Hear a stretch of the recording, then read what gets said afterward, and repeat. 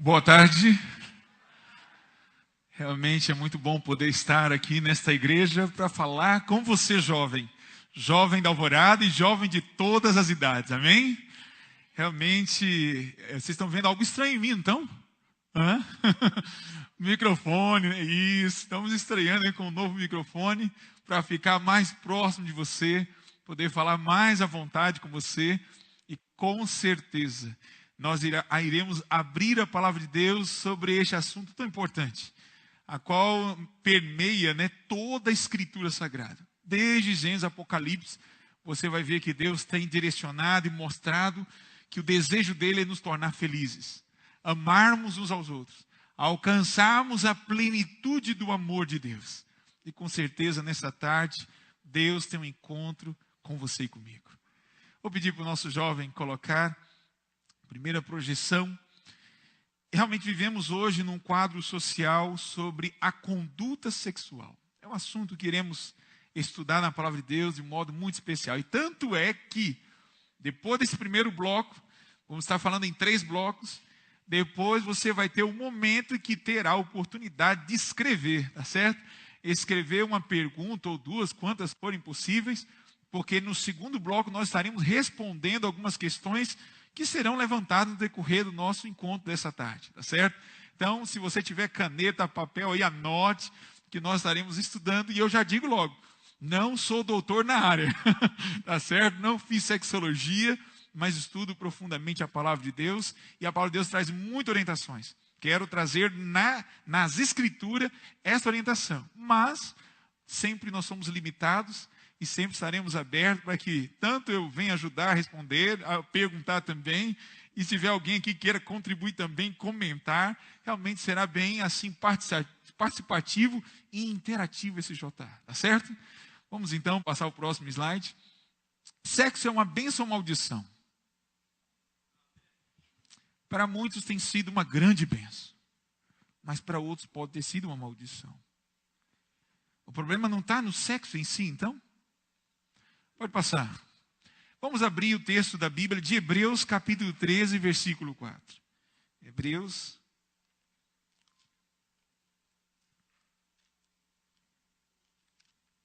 Esse livro tão especial, que vem trazendo logo após aí sobre os heróis da fé, no capítulo 11. Paulo aqui traz algumas recomendações necessárias para a vida cristã. Capítulo 3, versículo 4. Quem achou diz o quê? Quem não achou? Olha, eu vou dar um tempinho. Como alguns ainda estão procurando. Capítulo 13, versículo 4. Diz assim: digno de honra entre todos, seja o quê? O matrimônio. Bem como o leito sem mácula, porque Deus julgará os impuros e os adúlteros. Vemos aqui no plano ideal de Deus, o matrimônio deve ser considerado como algo sagrado. Tão sagrado é que Deus aqui diz que realmente devemos colocar de forma que o leito, a cama, seja sem mácula. A Bíblia, irmãos, ela mostra-nos, pode passar o próximo, o sexo é pecado? Hã? Mas você sabe que por muitos anos, por muitos séculos, se acreditava ao contrário. E às vezes, no nosso conceito intelectual, sabemos que não é, como cristãos que estudam a Bíblia. Mas para falar desse assunto, para envolver e ensinar sobre ele, nos mantemos tão omissos, tão assim, reservados, que parece ser algo até pecaminoso falar. Por que falamos tão pouco sobre sexo na igreja? Em quase todos os ambientes da sociedade se fala de sexo. Na escola, nas rodinhas de amigos, muitas vezes. A televisão, então, sem comparação. Internet.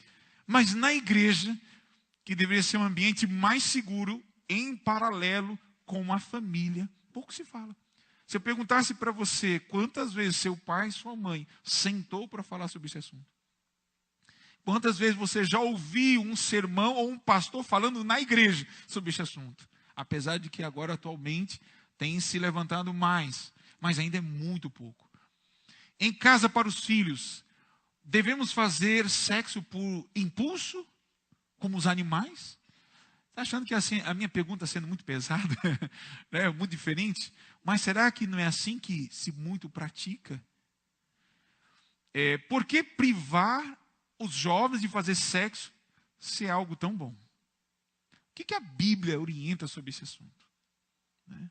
Foi levantada uma pesquisa que mais ou menos 64% dos jovens americanos não tinham respostas para dizer por que não fazer sexo antes do casamento. E por não encontrar uma resposta direta sobre essa situação, se torna quase que impossível resistir diante ou nessa ocasião. Então você vê como é importante estudarmos, discutirmos, falarmos com maturidade, mas com certeza não esgotaremos o assunto aqui. Pode passar. Sabes que por muito tempo a igreja medieval ensinava que é pecado fazer sexo por prazer. Mas deveria ser feito só para quê? Para procriar. É para gerar filhos. Encher a terra, né? Era só esse texto de Gênesis que eles baseavam. E nós vamos ver na Escritura que existe um livro, todo ele, na Bíblia, de sexologia cristã. Todo ele. Deus reservou um livro da Bíblia. Então você vê que não é um assunto assim para passar por alto. Pode passar. Para compreendermos melhor sobre o sexo e sua importância, devemos responder algumas questões básicas. Olha as perguntas que nós vamos estar estudando, dividimos esse bloco em 3, para colocar essas 5 questões. Primeiro, quem deve fazer sexo? Quem deve fazer? Quando fazer? Como fazer? Onde fazer? Quantas vezes? E por que fazer? Não se preocupe que estaremos respondendo na palavra de Deus. Amém, irmãos? Agora, calma aí, pastor. Como? Onde? Como? O que é isso, pastor? Sabe? Às vezes ficam várias situações. Ainda mais numa sociedade em que esse assunto leva a ser uma perversão muito grande. E eu sei muito bem disso, porque como pastor eu tenho ouvido e visto muitos relatos. E muitas vezes por receio de falar, acabamos ficando mais o quê? Suscetíveis aos males do sexo inapropriado hoje. Pode passar. Olha só, lembra da pergunta que eu fiz no início? Sexo é pecado? A origem do sexo foi bem antes do pecado aqui na terra. Na verdade, foi a primeira ordem direta de Deus, irmãos. Foi o primeiro mandamento de Deus. Antes de ele ordenar a guardar o sábado, foi fazermos sexo. Você sabia disso? Abra sua Bíblia agora em Gênesis, lá no primeiro capítulo, no versículo 28. Vamos lá? Gênesis, capítulo 1.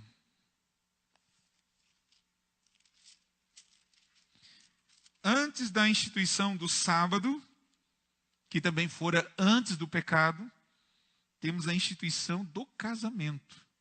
E com ela tem a ordem sexual. Olha só no versículo 28. E Deus os abençoou e lhes disse: sede fecundos, multiplicai-vos, enchei a terra e sujeitai-a. Dominai sobre os peixes do mar, sobre as aves dos céus e sobre todo animal que rasteja pela terra. Eu pergunto aos irmãos, de que forma o homem poderia fecundar? De que maneira que Adão e Eva fecundariam e geraria assim a descendência? De que forma, irmãos? Opa, eu não estou ouvindo essa palavra. Qual palavra? Pelo sexo, irmãos. Primeiro mandamento bíblico. Primeiro mandamento de Deus. E eu estou vendo alguns rostos aqui, ó. Vocês não estão vendo os outros, mas eu estou vendo todos vocês. E eu vejo um ar de surpresa. Um ar de impacto. Primeiro mandamento de Deus, faça sexo. Era mesmo. Foi essa a ordem de Deus. E que ordem maravilhosa para obedecer, não é verdade? E é essa ordem que Deus dá. Olha só, eu sei que ali o tema está difícil de ver, né? Mas vemos aí que por este motivo, né? Vamos apresentar agora 2 situações, irmãos. A proposta divina com relação ao sexo, o que Deus idealizou, em contraste com a proposta satânica. tudo que Deus criou, sendo uma bênção, Satanás, com o pecado, causou uma perversidade sobre aquilo que ele reservou com tão especial cuidado. Assim como o sábado deveria ser o deleite para toda a humanidade, para que todos usufruíssem das bênçãos do céu, o inimigo colocou um outro plano em substituição. Assim também essa bênção do sexo, que deveria realmente permear e tornar o lar mais completamente feliz, o inimigo tem realmente colocado de forma muito astuta, destrutiva, ocasionadora de separação e de muitas situações de rompimento no relacionamento humano. Pode passar. Olha só, primeira pergunta e duas estão juntas, né? Quando e quem deve fazer sexo? Então, a proposta divina é o quê? Gênesis 2, verso 22 a 25. Vamos ler esse texto. Gênesis, capítulo 2, versículo 22 e 25 a 25. É logo a próxima página, você abrindo. E diz o texto: e a costela que o Senhor Deus tomara ao homem, transformou o quê? Numa mulher. Ele a trouxe e disse o homem: esta afinal é osso dos meus ossos, carne da minha carne. Chamar-se-á varoa, porquanto do varão foi tomada. Por isso deixa o homem pai e mãe, e se une à sua mulher, tornando o quê? Os dois uma só carne. Ora, um e outro, homem e mulher, os formou, estavam nu, e não se envergonhavam. Paulo, em sua carta aos Coríntios, fala sobre a questão do jovem que tivesse relação com uma prostituta. Paulo fala que nesse ato sexual entre o jovem e a prostituta, ele dizia que os dois se tornavam o quê? Uma só carne. Então, essa expressão direta da Escritura, em tornar uma só carne, além de mostrar o consentimento, a unidade do amor, da fé, está sendo mais explícita no ato sexual. É nesse momento em que Adão e Eva se uniram e que você que é casado fizeram também, se tornaram uma só carne na relação sexual. Então vemos aí que o plano de Deus é que homem e mulher, casados, como foi no primeiro casamento ali em Gênesis, deve realmente ser a experiência do homem e da mulher na sexualidade. Pode passar. Só após o casamento, pois dentro do plano de Deus, casamento deve ser o quê? Vitalício. Esse é um dos grandes problemas da sociedade. Hoje se casa para ver se vai dar certo. Não é assim? Vamos casar para ver se vai dar certo. Se não der certo, a gente separa, divorcia. Nada, negócio de comunhão de bem, que esse negócio aí não vira certo não. Porque senão vai ter que, né? O problema da divisão dos bens ali complica. Então, o negócio partido sem... Você vê que aquela santidade do casamento na sociedade se perdeu. Mas dentro do povo de Deus deve ser diferente. O sexo é para o casal e esse aspecto, olha só o que diz, ou seja, isso dá estabilidade e segurança para o casal. Quando você casa com a pessoa que é para ser o resto da vida, a quem você se entrega plenamente, o sexo se torna completo porque você se doa plenamente. Imagine, né? Hoje eu estava conversando com a minha irmã, as minhas irmãs sobre isso, sobre a questão de uma pesquisa feita sobre prostituição. E mostrou uma pesquisa feita entre as mulheres prostitutas, que quase que 90% delas se tornaram prostitutas, porque na infância delas, normalmente delas, tinham perdido o quê? A privacidade de seu corpo. Não sei se você já viveu num ambiente desse, num contexto, em que muitas vezes os parentes tomavam banho nus, né? Às vezes os primos tomavam banho nus, né? Às vezes ficavam nus um diante do outro. E desde criança, com essa forma de desenvolver a nudez exposta, colocava isso de forma inconsciente a desenvolver a perca da privacidade. Então, se você é pai, se você é mãe, tome cuidado do seu filho. Seu filho não quer se expor diante de você. Não, eu sou mulher também, eu sou mãe, por que eu não posso vê-la pelada? Não, ela tem que se reservar, tanto a mulher quanto o homem. E realmente essa atitude causa uma proteção diante disso. E realmente, como nós vemos aí, que no momento do casamento, onde os dois na lua de mel ali se expõem um diante do outro, é o momento que se entregam, não é invasão, é uma doação da privacidade. O sexo deve ser uma experiência tão pura e única ali entre os dois. E esse é o plano de Deus. E tem realmente sido uma bênção. Sabendo que é para a vida inteira, então se doa de que forma? De completo. Você não deve pensar, não, eu não sei se vai dar certo. Não, já deu certo. Deus uniu, não separe o homem. Se Deus assim colocou, por que pensar e não dar certo? Qual é o plano de Deus que falha, irmãos? Me pergunto. Qual é o plano de Deus que falha? Então, se o casal se colocou nas mãos de Deus, não tem que falhar. Pode passar. Olha só na relação de homem e mulher é que consegue um completar o outro. Pois o homem é diferente da mulher e vice-versa. E Gênesis 2,18 fala que um se completa o outro. Se torna assim a mulher que? A auxiliadora idônea. Graças a Deus são diferentes, né, irmão? Graças a Deus. Se o homem for igual a mulher, está complicado. Ou vice-versa. Não, tem que ser um complementando o outro. Pode passar. O que falei aqui foi o básico. Mas as razões são muitas e profundas. E, infelizmente, o tempo não permite. Falei para minha irmã, quanto tempo? 15 minutos. Então, vamos tentar falar em 15, 20 minutos essa primeira parte. Mas, realmente, irmãos, são muitas razões. Mas essas são as maiores. Segurança, tranquilidade. A pessoa tem que se doar para aquele que ela tenha certeza que vai ser dele e que vai ser dela. Você vê que como é simples? Está difícil de entender? Não está. A simplicidade do que Deus coloca como algo com um propósito tão profundo e santo. Mas olha só, irmãos, qual tem sido uma das propostas? Pode passar. Uma das propostas satânicas é a fornicação, irmãos. Antes do casamento, o sexo feito antes é fornicação. Alguns não entendem essa palavra, um dicionário é difícil, né? Fornicação. Faz parte do mandamento do adultério, mas é o ato sexual antes. É um relacionamento sem compromisso. Isso proporciona uma insegurança e falta de amor. Será que vai dar certo? Até onde vai? Qualquer coisa. E vou atrás de outro. Isso está em Ezequiel, na mesma atitude que o povo de Israel afastaram-se de Deus e prostituíram. Aqui pode ser plenamente aplicado. Realmente, irmãos, um dia eu conversei com um amigo, ele falou assim, Gilberto, ele fazia sexo de manhã, de tarde e de noite. E era toda noite. E às vezes era com 3 mulheres. Você achava que ele era feliz? Ele falou, não, foi uma das piores experiências que eu tive na minha vida.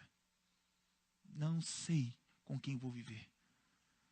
E hoje não é um quadro assim. Tantos jovens com 20, 30 anos e mais, 40 e vai 50 e não se relacionam com ninguém. Pode ter feito sexo várias vezes, mas não sabe o que é se doar plenamente. Não sabe o que é amor. Não dá para você conciliar as duas coisas. Ou você quer ter uma vida de amor pleno com a bênção de Deus, ou não quer. Hoje o sexo está mais livre, mais fácil de fazer a qualquer momento.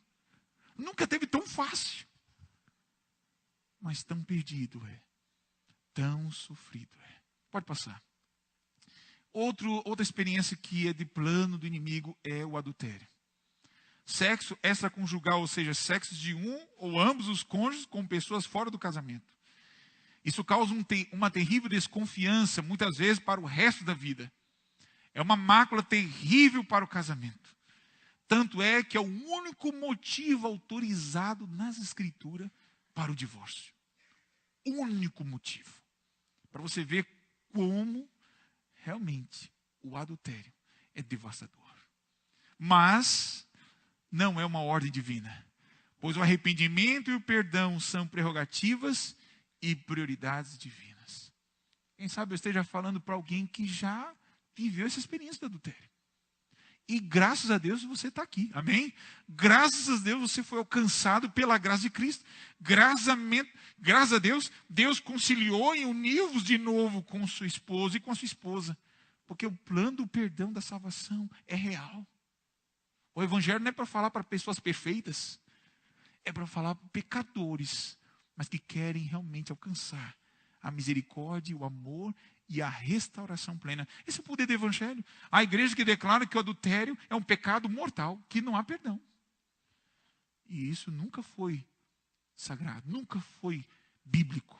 Pelo contrário, né? Pode passar. E o outro que está em crescimento constante é o quê? O homossexualismo. relação sexual com pessoas do mesmo sexo. Essa é uma atitude abominável, diz o Senhor, né? A palavra abominável é a expressão bíblica para um pecado que é pecadão, né? A Bíblia, é lógico que todo pecado leva-nos à separação de Deus.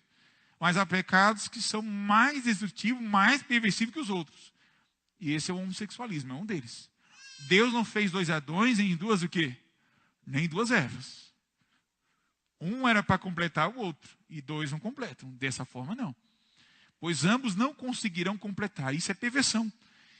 Agora eu faço uma pergunta, irmãos. Se fosse plano de Deus o homossexualismo, se todo mundo fosse homossexual, não passaria nem da primeira geração, né, irmãos? Um dia um pastor fez uma comparação até interessante. Pegasse todos os homossexuais, colocasse tudo numa ilha deserta. Coloca todos juntos lá. E quem sabe, uma geração só de 30, 40 anos, já não tinha mais ninguém, estava extinto. Esse é o plano de quem, irmãos? Do inimigo de Deus, extinção completa. Você não vai conhecer um homossexual feliz. Foi feita uma pesquisa nos Estados Unidos sobre homossexualismo, que eu estudo sobre essa parte também, mostrou, irmãos, que no máximo 5 anos é o máximo de um casal homossexual fiel um ao outro. A maioria, muito tempo antes, já trai um ao outro. Então você vê que nunca foi o plano de Deus. E nós vemos aí, poderíamos citar muitos outros exemplos, mas vamos ler um texto da Bíblia de Romanos capítulo 1. Vamos ler e vamos entender essa conduta homossexual. E na verdade esse texto de Romanos é um dos assuntos que a gente vai mais tocar nessa passagem. Romanos capítulo 1. E já estamos para terminar esse primeiro bloco, né? Romanos capítulo 1. Vamos lá.